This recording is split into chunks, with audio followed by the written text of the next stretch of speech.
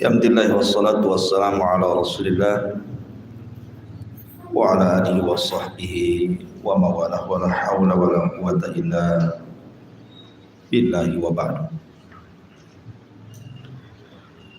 Baik, kita lanjutkan kajian kita, masih membahas kitab Arba'in Nawawi, dan kita masuk pada hadis ke-15. An Abi Hurairah radhiyallahu anhu anna Rasulullah sallallahu alaihi wasallam yaqul man kana yu'minu billahi wal yawmil akhir falyaqul khairan aw liyasmut wa man kana yu'minu billahi wal yawmil akhir falyukrim jarahu wa man kana yu'minu billahi wal yawmil akhir falyukrim dhaifahu, rawahul Bukhari wa Muslim. Dari Abu Hurairah radhiyallahu anhu, dia mengatakan Rasul sallallahu alaihi wasallam bersabda, barang siapa yang beriman kepada Allah dan hari akhir, maka berkatalah dengan kebaikan atau diam. Dan barang siapa yang beriman dengan Allah dan hari akhir, maka hormati tetangganya. Dan barang siapa yang beriman kepada Allah dan hari akhir, maka hormati tetamunya. Hadis ini ulama menggolongkannya sebagai nisful Islam, separuh dari Islam.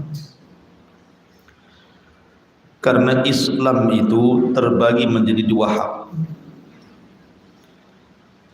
Pertama, hak yang diberikan kepada Allah Subhanahu wa ta'ala, seperti sholat, doa, baca Quran, dan begitu seterusnya.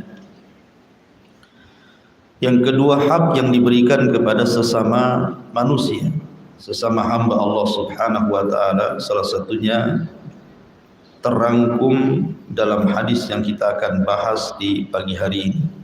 Makanya hadis ini bagus sekali, indah sekali, karena hadis ini bicara tentang nisful Islam, separuh daripada Islam.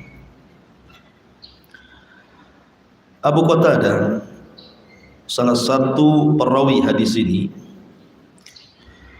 ketika dia membaca kalimat man kana yu'minu billahi wal yawmil akhir falyaqul khairan aw liyasmut, barang siapa yang beriman kepada Allah dan hari akhir, maka ucapkan dengan ucapan yang santun, kalau tidak bisa diam. Kata beliau, gara-gara hadis ini aku lebih banyak diam dibandingkan bicara. Setelah aku membaca hadis ini, kata beliau, aku lebih banyak diam dibandingkan bicara. Kenapa? Karena Rasul mengatakan as-sumtu najah, diam itu lebih banyak selamat dibandingkan banyak bicara. Makanya Abdullah ibn Mubarak rahimahullahu ta'ala mengatakan, kalau bicara itu bernilai seperti perak, maka diam itu bernilai seperti emas. Artinya kalau orang berbicara dan isinya ketaatan kepada Allah Azza wa Jalla, akan diberikan nilai perak, maka diam jauh lebih berharga dibandingkan bicara yang santun, karena nilainya adalah emas. Saking pentingnya menjaga lisan, gitu maksudnya. Bahkan sampai ada ulama yang mengatakan, kalau seandainya saya ini bicara, kemudian pembicaraan saya ini buat takjub orang lain dan takjub kepada diri sendiri, maka sebaiknya hentikan bicaranya. Dan kalau dengan diamnya orang suka, maka pergi diam. Maksudnya ulama dulu itu menjaga hati gitu. Sampai-sampai kalau ngomong orang suka dengan ucapan kita, malah yang ngomong suruh diam. Takutnya nanti takabur gitu ya. Ulama dulu seperti itu. Kalau orang lain asik bicara, tambah lagi kalimatnya sama kita kan. Karena kita ini kadang-kadang tidak pernah mengerem bicara. Bahasa ibu-ibu ember gitu ya, atau baskom. Lu udah ngomong banyak ngomong tuh mulut ember gitu. Ya. Sebenarnya kalau bicara tentang masalah kalam, pembicaraan itu kan ada dua macam. Ada pembicaraan yang kalau orang bicara itu berpahala. Kalau seandainya ketika berbicara dan isinya pahala, ngomong, tapi dengan santun. Tapi sekiranya kalau seseorang itu yang kedua berbicara dan isinya akan merangsang perbuatan dosa, maka sebaiknya diam. Itu maknanya. Jadi ketika Nabi SAW mengatakan faliyakul khairan, maksudnya khairat dunya wal akhirah. Katakan ucapan yang santun, yang bermanfaat untuk dia dan akhiratnya. Auliyasmut, daripada bicara berdosa. Ya. Maka lihat bagaimana Islam mengajarkan kepada kita soal bicara saja diatur dalam Islam ini. Ma'asyiral muslimat yang dimuliakan Allah Subhanahu wa taala, sedikit kita bicara tentang adab kalam. Kita tahu bahwa pembicaraan manusia itu tidak akan dibiarkan begitu saja, tetapi dicatat oleh dua malaikat yang disebut dengan Raqib dan Atid. Makanya Rasulullah mengatakan ma yalfidu min qaulin illa ladaihi raqibun atid. Tidak ada satupun ucapan kecuali akan dicatat raqib dan atid, baik ucapan baik atau ucapan buruk. Sanaktubu ma qalu. Kami akan catat apapun yang mereka katakan. Makanya kenapa Islam menjunjung tinggi adab bicara. Kita lihat bagaimana perkataan para ulama dulu atau para sahabat Nabi SAW, para tabi'in, para tabi'in, banyak sekali untayan-untayan nasihat soal bicara itu. Disebutkan salah satunya, berkata Salman ibn Daud, maksudnya Sulaiman ibn Daud, Nabi Sulaiman putra Daud alaihi salatu wassalam, dia mengatakan, in kanal kalam min fiddatin fasukutu min dhahabin. Persis seperti yang dikatakan Abdullah ibn Mubarak tadi saya katakan di awal. Kalau seandainya ucapan itu bernilai perak, maka diam itu bernilai emas. Kemudian Abu Bakar Siddiq radhiyallahu an pernah kemudian memegang lisannya, kemudian mengatakan hadzal ladzi awradanil mawarid. Inilah yang menjadikan seseorang akan masuk ke dalam jahannam. Lisan inilah, kata Abu Bakar, yang menjadikan orang itu tidak bisa melewati sirat titian, maksudnya masuk ke dalam jahannam. Abdullah ibn Mas'ud radhiyallahu anhu mengatakan wallahi alladzi la ilaha illahu ma syai'un ahwaj ila tuli sijni min lisan. Demi Allah yang tidak ada sesembahan yang berhak disembah kecuali Allah Subhanahu wa taala. Tidak ada sesuatu yang paling berhajat seseorang memenjarakan dari anggota badannya melebihi memenjarakan lisannya. Saking bahayanya lisan gitu ya. Sampai Abdullah bin Mas'ud mengatakan seperti itu. Kemudian juga Abu Darda radhiyallahu anhu mengatakan ta'allamus sumta kama ta'allamunal kalam. Belajarlah diam sebagaimana kalian belajar bicara. Kemudian berkata Umar bin Abdul Aziz rahimahullahu ta'ala, beliau mengatakan tentang bahayanya lisan, beliau mengatakan man ja'ala dinahu irdatan lil khusumat aksar tanakul. Barang siapa yang menjadikan agamanya digunakan untuk berdebat, maka orang ini pasti tidak akan istiqomah ya. Karena lisan ini mudah menggelincirkan orang, itu maksudnya.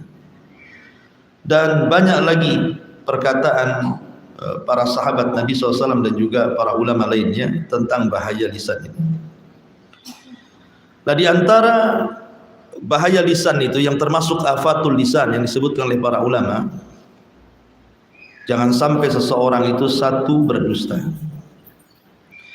yang kedua ghibah, yang ketiga menyebar rahasia orang, yang keempat mencela dan melaknat, yang kelima ucapan yang tidak ada faedah, yang keenam berdebat, yang ketujuh syahadatuz zur, bersaksi dengan saksi persaksian palsu, yang kedelapan intihar al-fuqara wa du'afa wal yatam, membentak fakir miskin dan anak-anak yatim, yang kesembilan alman, menyebut-nyebut pemberian seolah-olah tidak ikhlas, dan yang kesepuluh at-ta'nu fil ansab, mencela nasab atau bangga dengan nasab. Ini semua dosa besar dan ini semua keluar dari lisan, ya. Hindari ini 10 perkara ini dosa besar. Sampai-sampai 10 perkara ini disebutkan di dalam kitab Al-Kabair, dosa-dosa besar, yang dikarang oleh Al-Imam Al-Zahabi rahimahullahu ta'ala. Di zaman Nabi SAW ada seorang yang bertanya kepada Rasul, "Ya Rasulullah, inna fulanatan taqumul laila wa tasumun nahar wa tasaddaqat bi fuduli amwaliha wa taf'al walakin tu'dhi jiranaha bilisaniha."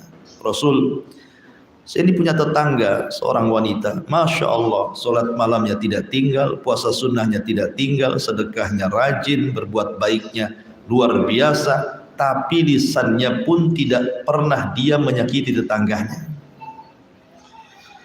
Bagaimana menurutmu wanita seperti ini? Lihat bagaimana pertanyaan orang ini kepada Rasul menyinggung soal wanita. Karena biasanya dosa lisan itu kebanyakan dari wanita, ibu-ibu, ya, dosa lisan itu. Maka dicontohkan di sini seorang wanita, bukan laki-laki. Maka Nabi SAW langsung berteriak dan mengatakan, la khaira fiha. Wanita itu tidak punya kebaikan secuil pun. Hiya min ahlin nar. Wanita itu pasti masuk neraka. Coba bayangkan kan, sholat malamnya rajin, puasa sunnahnya oke, sedekahnya luar biasa, berbuat kebaikannya tidak putus, tetapi lisannya setajam silet kepada tetangganya. Kata Rasul, tidak ada faedahnya itu sholat malam, puasa sunnahnya, sedekahnya, kalah dengan dosa lisannya. Ya. Karena Rasul mengatakan, la khaira fiha, tidak ada kebaikan sholat malam, tidak ada kebaikan puasa sunnahnya, tidak ada kebaikan sedekahnya, tidak ada kebaikan berbuat baiknya. Kenapa? Terkalahkan dengan dosa lisannya. La khaira fiha, tidak ada kebaikan wanita itu. Bal hiya min ahlin nar, bahkan dia layak masuk neraka, kata Nabi. Tapi lihat pertanyaan selanjutnya.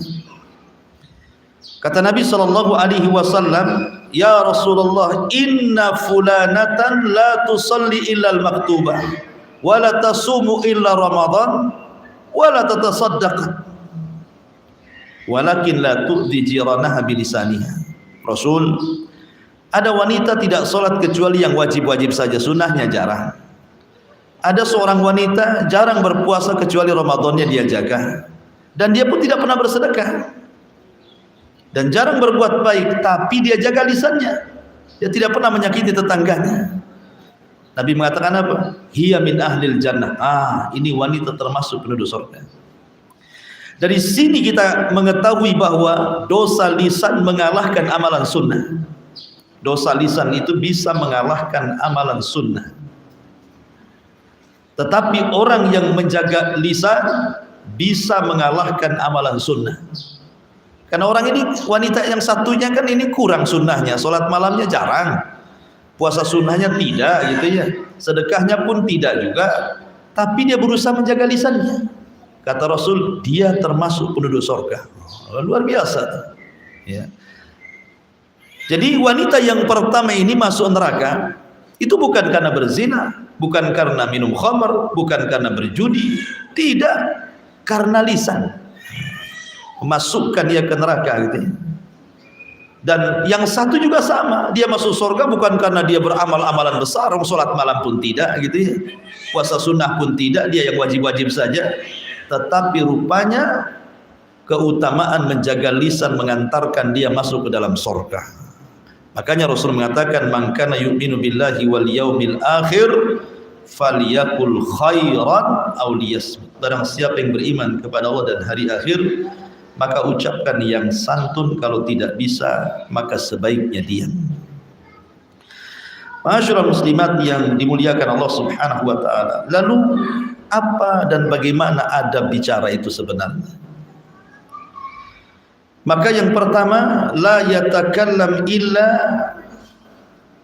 fihi naf'un. Tidak boleh bicara kecuali di dalamnya ada manfaat. Ini satu. Coba pikir dulu, kalau saya ngomong ini ada manfaatnya tidak? Itu maksudnya. Ini yang pertama. Yang kedua, menjaga dan memilih waktu yang tepat untuk bicara. Tidak semua tempat, semua waktu kita bicara, tidak. Ada kalanya kita diam, tetapi kita carilah pilih-pilih waktu kapan tepatnya bicara. Ngobrol baik dengan suami gitu ya, ngomong dengan tetangga ingin menasihati, kan mesti ada waktu-waktunya. Kemudian juga yang nomor 3, langsung kepada pokok pembicaraan. Kalau bisa itu to the point, tetapi dengan bahasa santun. Kadang ada orang mutar-mutar yang diajak bicaranya pusing akhirnya kan itu. Kamu ini ngomong apa kan itu. Kemudian yang keempat, memilih bahasa. Memilih bahasa ini penting gitu ya. Apalagi di beberapa daerah itu kan ada mufrodat yang mungkin kalau sama mungkin itu ya maknanya, tetapi kalau yang disebut ini kasar sekali, ini halus sekali gitu ya. Kan ada dalam setiap adat daerah itu bahasa-bahasa yang santun, yang setengah santun, yang kasar itu. Maka pilih yang santun. Kemudian juga adamul mughalati fil madhi. Jangan terlampau memuji seseorang. Ya, kalau ngomong, kalau hendak kita suka dengan seorang itu jangan memuji melampau. Karena memuji melampau itu bisa menjadikan orang yang dipuji itu jadinya takabur. Dan kita yang memancing dia takabur, akan dosa juga jadinya kita. Kemudian juga jangan sekali-kali berbicara itu yang membuat manusia murka.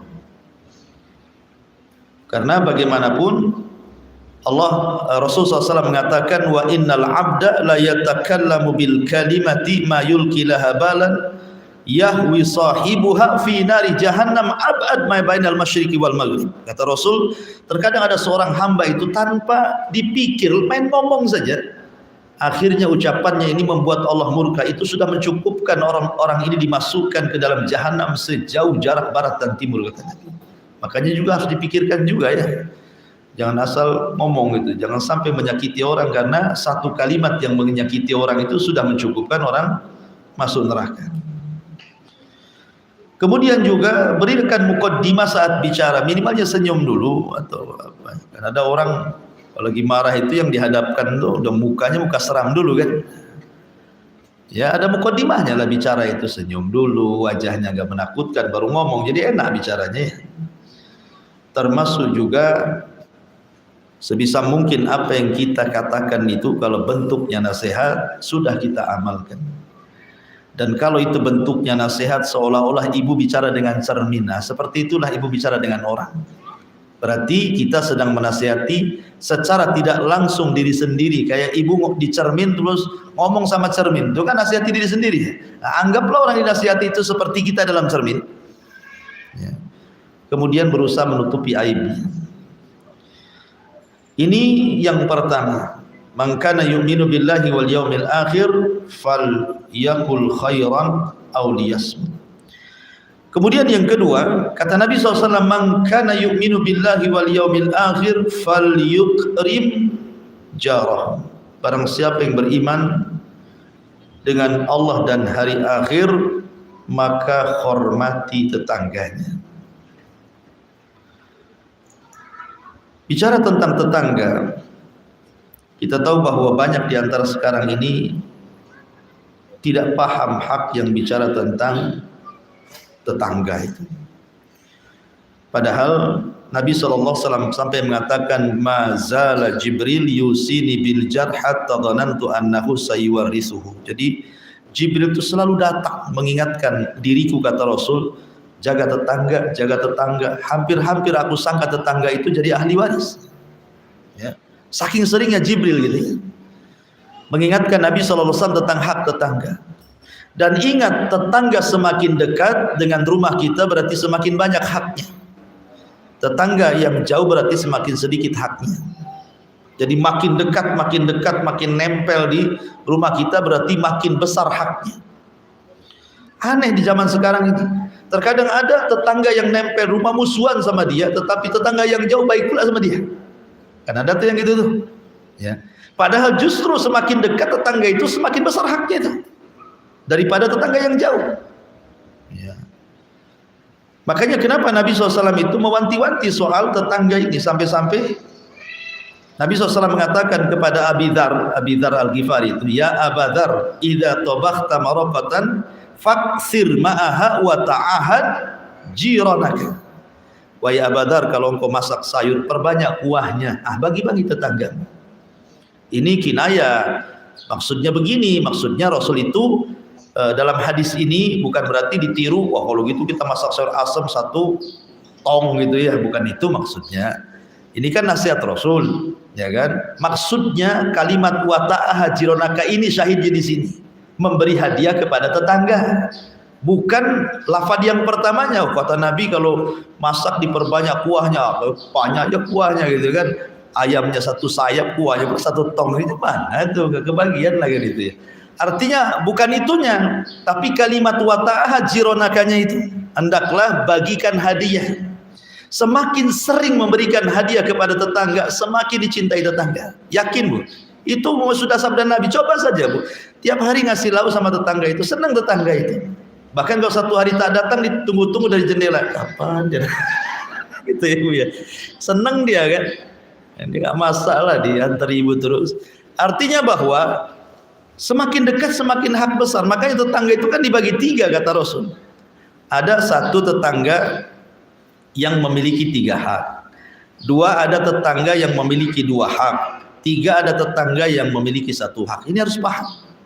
Ya. Pertama, tetangga yang memiliki 3 hak. Kalau 1 dia kerabat kita dan dia seorang muslim, berarti 3 hak yang diberikan kepada dia. Hak tetangga, hak muslim, hak kerabat. Yang kedua, ada tetangga itu memiliki 2 hak. Kalau dia tidak ada hubungan kerabat tapi dia seorang muslim, berarti dia punya hak, 1 hak tetangga, 2 hak muslim.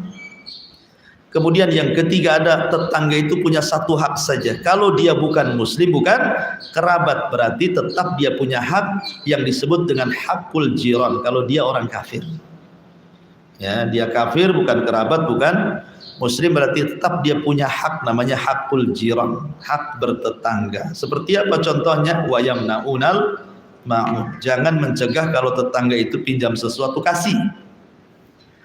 Ya, umpamanya punya tetangga non muslim, dia pinjam periuk, dia pinjam ini, dia pinjam itu, kasih. Wa yamna'unal ma'un. Jangan sampai kita mencegah tetangga meminta sesuatu, karena itu bagian daripada para pendusta agama.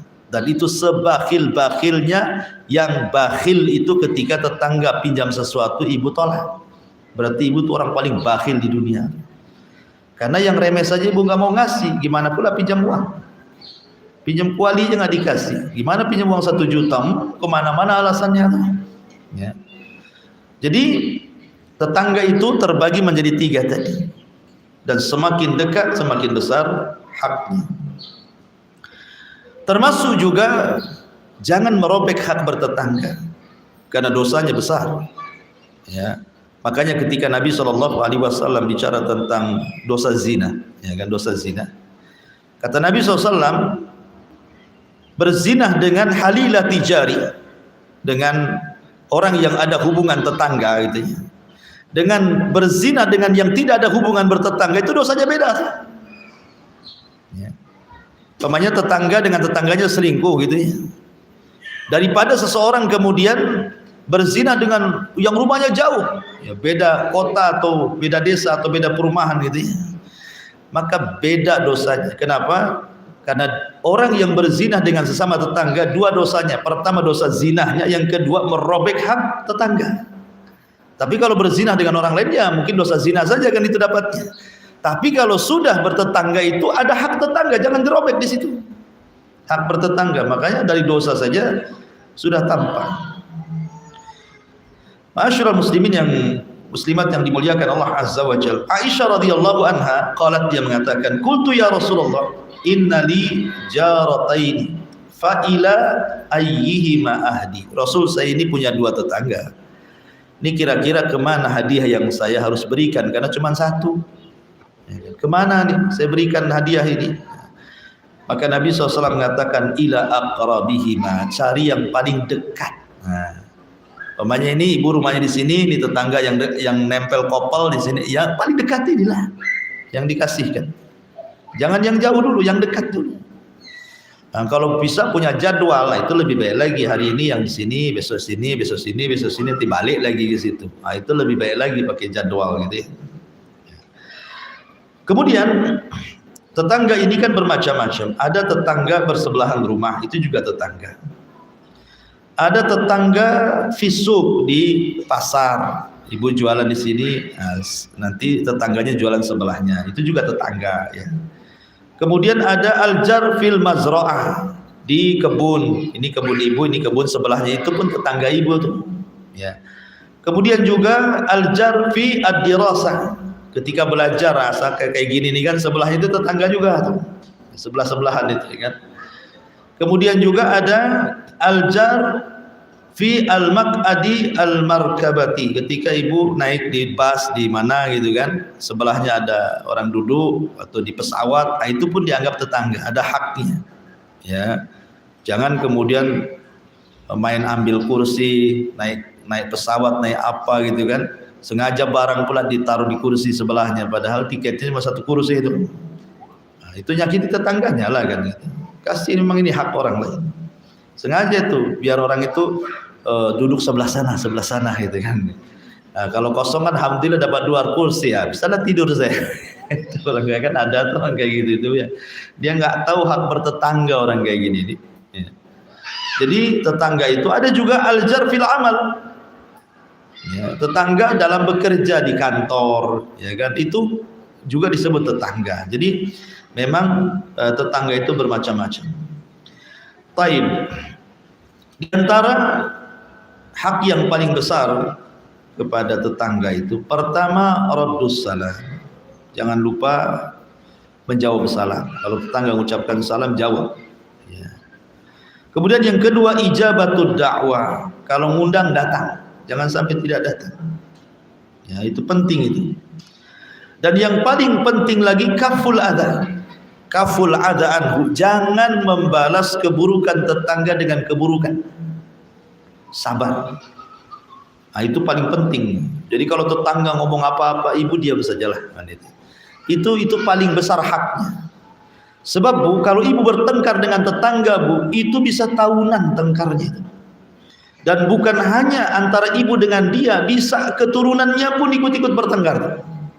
Yang nggak ada kaitan-kaitannya itu ikut tengkar. Kenapa? Karena hari-hari ketemu. Ketika hari-hari ketemu itu sakit hatinya itu tajaddud, jadi berubah-ubah, jadi memperbaharui lagi kan. Jadi malas, akhirnya biasa lewat depan biasa saja, akhirnya lewat belakang rumah lalu balik jadinya. Ya kan? Jadi kalau bisa sabar, sabar itu lebih baik, dan itu hak yang paling besar, kaful adha. Ya. Kemudian tahammul adha, tahammul adha iljar tadi, kemudian kaful adha artinya kaful adha itu tidak menyakiti, dan sabar ketika tetangga menyakiti disebut tahammulil adha aljar. Kemudian juga tafaqqud, biasalah seseorang itu kehilangan, kalau nggak ada tetangganya kehilangan, kok nggak pernah nampak kemana gitu ya. Nah, itu juga termasuk adab juga ya. Dan yang paling penting adalah satruhu wa siyanatu irdih, jaga kehormatannya, jaga aibnya. Kalau ada tetangga nih bertengkar nih, karena couple zaman sekarang kan susah kita menghindari supaya nggak dengar ucapan tetangga ini. Kadang-kadang rumah kita ini berdempetan, jadi kalau tetangga bertengkar dengan suaminya, dengan orang tuanya, dengan kerabatnya, kedengar sampai rumah kita kan. Nah, kalau kita mendengar, maka amanahlah kuping kita. Anggap saja apa yang dibicarakan itu nggak ada urusan dengan kita. Jangan pula kemudian ketika keluar, kenapa lama? Aduh, enggak tahu tadi tetangga sebelah ribut lah. Ngapain kok cerita gitu? Enggak usah ceritain. Itu kan dengan mengatakan tetangga ribut itu kan namanya, walaupun hanya ngomong gitu saja, itu sudah membongkar aib dia kan. Apalagi dirinci, ributnya apa? Diperinci satu-satu kayak rekaman aja tuh. Nah, itu lebih parah lagi. Oh, ngasih tahu saja enggak boleh. Ya. Cari alasan yang lain yang jangan menyinggung tetangganya. Jadi akhirnya orang nggak tahu tetangga ribut, jadi tahu lah gara-gara ibu kan. Nah, jadi itu juga penting. Artinya satruhu wasyanatu irdi, penting menjaga aib dan juga kehormatannya, jaga. Ya. Kemudian al-ihda ilaihi wa mawaddatihi, kasih hadiah dan cintai tetangganya. Baik. Kemudian yang ketiga, kata Nabi SAW, man kana yu'minu billahi wal yawmil akhir fal yukrim dhaifahu. Barang siapa yang beriman kepada Allah dan hari akhir, maka hormati tetamunya. Masyurul muslimat yang dimuliakan Allah Azza wa Jal, bicara tentang tamu. Tamu itu datang bawa berkah, bukan datang bawa sial. Apalagi tamu itu dia seorang musafir, orang jauh maksudnya. Datang ke ibu bertamu, berarti tamu itu mau berkah karena doanya orang musafir itu mustajab. Ya. Dan kewajiban ibu memberikan hak kepada tamu itu 1 hari 1 malam. Kemudian sunnahnya 3 hari. Kalau sudah lewat 3 hari itu tergantung ibu lah, kan gitu ya. Tapi yang wajib itu 1 hari 1 malam. Ibu harus ngasih penginapan bagi dia kalau memang kayak orang dulu. Orang dulu kan kayak di desa-desa itu kan nggak ada hotel kayak kita di Batam kan ada hotel kan. Enak lah, tidak harus mesti diinapkan di rumah lah kalau ada tamu orang jauh kan. Bisa saja kita sewakan hotel. Ya, tapi kan kalau di desa-desa kan nggak ada penginapan. Berarti harus disediakan tempat tinggal. Kemudian dikasih makan yang sewajarnya lah dalam 1 hari 1 malam, itu wajib hukumnya Bu. Kalau tidak ibu berdosa. 1 hari itu sajalah, sewakan hotel atau kasih makan, yang penting udah 1 hari itu selesai. Kalau memang di rumah tidak ada kamar lagi. Nah, adapun hari kedua dan hari ketiga itu sunnah hukumnya. Kalau ibu berbuat baik berarti dapat pahala, kalau tidak pun maka tidak berdosa kan gitu. Kalau sudah hari ketiga lebih, ya itu kembali kepada kita. Tetapi yang paling penting ketika menjamu tamu, sebelum kita menghidangkan makanan, tempat tinggal, 2, pertama senyum. Nah, itu penting tuh. Ya. Yang kedua ramah tamah dulu. Oh, alhamdulillah, masya Allah, mabruk. Nah, macam-macam lah, puji dia kan itu ya. Baru setelah itu kasih makanan. Ya. Jadi itu ketika menerima tamu yang pertama kali senyum dulu. Nah, kata Rasul, tabassumu kali akhika sadaqah, senyum. Biar senang gitu tamu itu. Berarti kedatangan dia tidak menjadikan ibu susah. Kan kadang ada tamu itu, pernah ada seseorang cerita begini. Seorang syekh cerita. Ya. Jadi syekh ini punya kawan, cerita kawannya ini bawa tamu, ceritanya ingin dibawa pulang ke rumahnya. Ingin dibawa pulang ke rumahnya. Lah cuman waktu itu tidak bawa handphone sehingga tidak memberitahu istrinya bahwa tamunya akan datang gitu ya. Bahwa hari itu akan ada tamu karena lupa dia tidak bawa handphone. Ketika sampai di rumah, tamu ini kan belum masuk nih. Kemudian suaminya ngomong sama istrinya, "Tadi abang bawa tamu, ada apa kira-kira?" Tiba-tiba istrinya marah. "Oh ini ya, kok enggak, kenapa enggak kasih tahu, kenapa enggak ini, kenapa itu?" Tamu pula dengar di luar, pergi tamunya. Kenapa? Ya masa kayak gitu kan itu.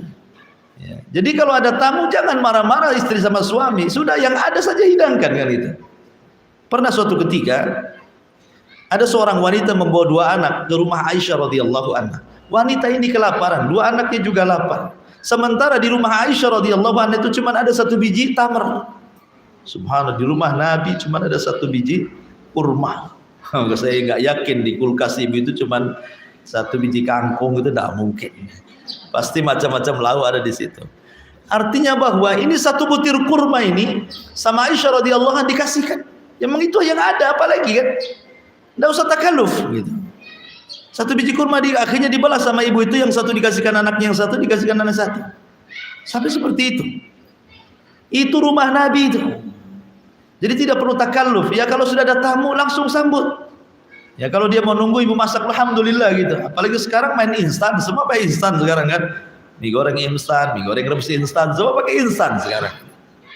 Nah, sekarang lebih enak lagi, COD lagi. Tunggu sebentar, datanglah COD itu, bayar di tempat. Nah, apalagi lebih mudah lagi kok sekarang ini. Jadi memudahkan untuk menjamu tamu. Walaupun demikian terkadang kita tidak paham hak tamu itu. Nabi itu suatu ketika ada tamu. Akhirnya Nabi SAW mengutus Anas bin Malik radhiyallahu untuk mengecek semua rumah istrinya. Ada makanan enggak? Subhanallah, dari 9 rumah istri Nabi dicek satu-satu sama Anas bin Malik pembantu Rasul itu. Tidak ada satupun makanan di rumah. 9 istrinya nggak ada rumah makanan, luar biasa. Akhirnya Anas bin Malik ngomong, Rasul, saya sudah mengecek 9 rumah, ternyata tidak ada yang bisa dimakan di rumah. Maka Rasul berdiri dan mengatakan, siapa yang mau menjamu tamu Rasulullah? Wa qama rajulun minal ansar. Tegak seorang laki-laki dari Ansar. Ada yang mengatakan Jabir bin Abdullah radhiyallahu anhu. Jabir ini tanpa pikir, di rumahnya ada makan, nggak ada makan, main bangkit saja saya wahai Rasul. Akhirnya kemudian Jabir pulang dulu ke rumahnya. Kemudian dia mengatakan kepada istrinya, wahai istriku, tadi sesudah janji ingin menjamu tamu Nabi. Hal indakum syai'un, adakah sesuatu yang bisa dimakan? Kata istrinya, tidak ada, illa qut sibyan, kecuali makanan untuk anak kita. Ya. Tetapi suaminya mengatakan, ya sudah, kalau memang itu qutus sibyan, itu makanan untuk anak, begini saja. Nanti sebentar lagi tamu akan datang, kau buat anakmu capek, kau buat main sehingga lupa dia lapar sampai tidur gitu. Nah, dibuat supaya kayak gitu. Supaya jangan ingat makan. Gimana caranya? Terserah kamu, pandai-pandai kamu lah kan itu. Nanti kalau tamu datang karena malam-malam kan itu peristiwanya, kamu pura-pura aja benerin lampu itu, kau tiup lampunya, bilang aja lampunya rusak, biar tamu jangan lihat gitu. Sampai seperti itu loh, sahabat itu membuat siasat gitu ya, karena tidak ada apa-apa yang bisa dimakan. Sementara kalau tamunya melihat cuma ada makanan sedikit kan bisa saja tamunya nggak enak kan gitu ya. Tapi gimana Jabir itu supaya tamunya enak? Dia ngomong sama istrinya, buat anakmu tidur, bagaimana caranya? Jangan dimakan. Buat lampu itu mati, bagaimana caranya supaya tamu tidak melihat kita. Sampai seperti itu menghargai tamu itu sahabat tuh. Jadi akhirnya kemudian malam itu dia menjamu tamu. Besok harinya Nabi SAW turun wahyu kepada Jabir bin Abdullah radhiyallahu wa yu'thiruna ala anfusihim walau kana bihim khasasah. Begitulah sifat para sahabat, mendahulukan orang lain padahal dirinya sendiri sangat memerlukan. Sampai seperti itu ya. Sahabat itu menjamu tamu. Taib. Adapun berkaitan dengan adab masalah memuliakan tamu ini. Pertama, saya sebutkan dulu keutamaannya. 1, keutamaan menjamu tamu itu sababun linailit taufiq minallah. Ibu akan mendapatkan taufik dari Allah Subhanahu wa ta'ala. Ingat ketika Nabi SAW mendapatkan wahyu, kemudian melihat Jibril dalam bentuk asli, kemudian ketakutan luar biasa kan. Akhirnya Khadijah radhiyallahu anha menghibur Nabi kan, dan mengatakan, orang sepertimu tidak akan dihinakan Allah. Kenapa? Karena salah satunya karena engkau suka jamu tamu kan, itu ya perkataan Khadijah kepada Rasul itu. Artinya orang yang menjamu tamu tidak akan dirugikan hidupnya, tidak akan dihinakan Allah, sebagaimana perkataan Khadijah kepada Rasul, wallahi la yuhzikallahu abada, orang sepertimu loh tidak mungkin dihinakan Allah. Kemudian Khadijah menyebutkan kebaikan Rasul sampai menyebutkan wa tuqrim dhaif, karena engkau suka menjamu tamu.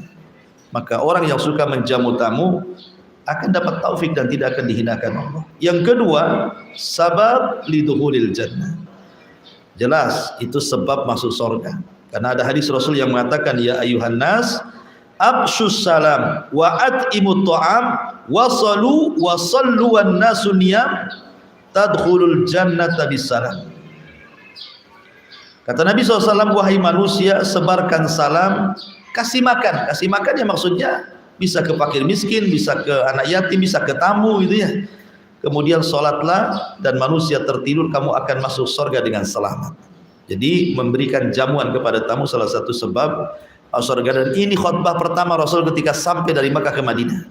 Ini khutbah pertama yang Rasul katakan, wahai manusia, sebarkan salam, kasih makan, sholatlah, di saat manusia tidur kalian akan masuk surga dengan selamat. Kemudian yang nomor 3, sebab mendapatkan kamar-kamar khusus di surga. Bukan hanya masuk surga, dapat kamar lagi di surga. Ketika Nabi SAW menyebutkan tentang kamar surga yang terbuat dari cermin yang bisa dilihat dari luar dan dalam gitu ya. Kemudian orang-orang menyangka bahwa itu khusus untuk para nabi, kata Rasul bukan. Kamar-kamar itu dikhususkan pertama liman atabal kalam, bagi orang yang santun bicaranya, sama tamu santun ya. Kemudian wa it'am at-ta'am, memberi makan tamu fakir miskin dan yang lain. Wa shalla lillahi bil laili wan nasu niyam, salat di malam hari sementara manusia sedang tertidur. Maka kata Nabi SAW, 3 perkara ini seseorang bisa mendapatkan kamar-kamar indah di surga. Termasuk juga yang keempat, menjamu tamu salah satu adalah perkara yang sangat mahbubun ilallah, sangat dicintai oleh Allah Subhanahu wa taala. Di antara adabnya satu, anna haqqad dhiyafa salasata ayyam. Hak tamu itu 3 hari. Wajib 1 hari, 2 harinya sunnah. Tapi ada yang mengatakan bahwa ini hak ahli Qur'an, artinya yang dimaksud tamu itu tidak semua tamu. Maksudnya tamu, dikatakan tamu itu kalau datang dalam jarak safar, itu disebut tamu Bu ya. Orang Tanjung Pinang, orang Tanjung Balai datang ke Batam, itu disebut tamu. Karena apa? Sudah masuk masafah safar ya kan. Kalau dari Pinang ke sini kan sudah boleh jamak, boleh kosor, berarti tamu. Oh, kalau tetangga dua tetangga 2 rumah bukan tamu datang ke ibu ya. Saya ingin bertamu lah ke sebelah, mau nginep di sebelah, kan hak saya 3 hari. Enak kali, karena nggak ada makanan di rumahnya, saya mau bertamu sama dia aja lah, biar makan 3 hari tempat dia kan. Bukan tamu 1 Batam, ini Batam bukan tamu. Tamu itu yang ada jarak safar maksudnya. Itu disebut tamu namanya ya. Kemudian yang kedua, alla yatakallaf al-mudhib li dhaifihi ma laysa indah. Jangan membebankan seseorang kepada tetamunya apa yang dia tidak miliki. Jadi tidak perlulah seseorang itu istilahnya karena tidak punya apa-apa akhirnya tidak mau jamu tamu. Tidak maulah, janganlah ke rumah saya. Alasannya nggak ada apa-apa di rumahnya kan. Jangan, datang saja gitu. Apa yang ada itulah yang ibu berikan. Tidak usah takalluf gitu kan. Ya. Makanya Nabi SAW ketika bertamu kepada rumah Abu Haitham ibn Tiham bersama Abu Bakar dan Umar, dia datang. Kemudian Abu Haitham itu kan karena tamunya orang besar, Nabi, Abu Bakar, Umar ini kan tamu hebat-hebat kan. Dia langsung ambil pisau mau ngambil kambing yang paling besar, kambing pejantan itu. Kata Rasul, iya kawal halub. Jangan itu katanya. Yang ini saja kata Rasul, yang kurus-kurus ini saja. Nah, ini tamu yang seperti ini tahu diri ibu namanya. Nah, ibu jadi gitu, jadi tamu pun ada hak juga. Ya, kalau sudah tahu tuan rumahnya sibuk, ibu langsung komen, enggak usah apa-apa gitu ya, walaupun sebenarnya matinya enggak apa-apa, mau keluarkan aja.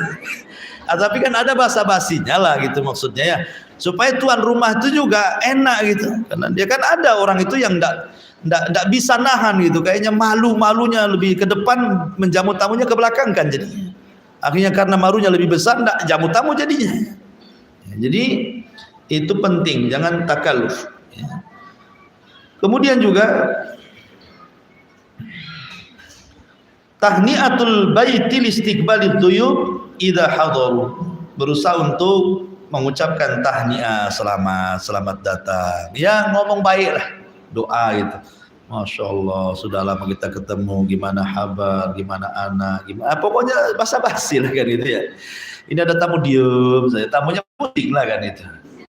Bang ini suka nggak sama saya di sini? Kan ada orang itu yang mau ditamuin nggak mau gitu. Kemudian yang nomor 4, an yakum ala khidmati dia fihi binafsihi. Kalau bisa jangan nyuruh orang. Memang ibu punya pembantu, ada tamu. Jangan pula kalau ada apa-apa ini ada pembantu saja. Jangan. Kan ada tuh orang kayak gitu itu ya. Kan ada pembantunya, suruh pembantunya pula melayan tamu. Jangan. Kalau bisa diri kita ya kan itu pahala untuk kita. Kalau pembantu yang ini pembantu dapat pahala nantinya. Ini kan kesempatan kita. Enggak usah main pembantu-pembantu lagi. Itu sebagaimana dijelaskan dalam riwayat Sahal bin Sa'ad. Ya. Kemudian tentang sesuatu yang harus dilakukan di antara adab tamu adalah ta'jilut ta'am, segerakan makan. Di anna dzalika min ikram al-dhaif, karena menghidangkan makanan itu sesuatu yang paling besar dalam menjamu tamu. Sekali lagi tamu jauh, bukan tamu dekat ya. Tamu yang jauh kan, apalagi zaman dulu, kalau alhamdulillah kalau zaman sekarang sih banyak, hampir beberapa meter nanti ada warung Padang, warung Jawa, warung macam-macam kan. Sehingga kadang-kadang tamu itu sebelum sampai ke ibu udah makan dulu kan. Tapi zaman dulu kan nggak ada kayak gini-gini kan. Ya, nggak ada warung-warung itu. Sehingga datang itu memang lapar betul. Nah, sehingga kenapa masalah ta'jilut ta'am ini, segera menghidangkan makanan itu nomor 1 dalam menghormati tamu. Ya. Makanya ketika Ibrahim alaihi salatu wasallam kedatangan tamu dalam bentuk manusia, padahal tiga-tiganya malaikat, hendak menghabarkan kelahiran Ishak dan hendak menghancurkan negeri Sodom, maka Rasulullah SAW langsung mengambil pisau dan menyembelih untahnya. Jadi tidak ngobrol lagi, nah, suruh duduk langsung ke belakang, gitu ya. Menunjukkan apa? Menghadiahkan makan itu disegerakan kalau ada tamu. Kemudian juga yang selanjutnya adalah alla yabkhal bima'idatin, jangan bakhil dengan makanan di meja makan. Jangan bakhil.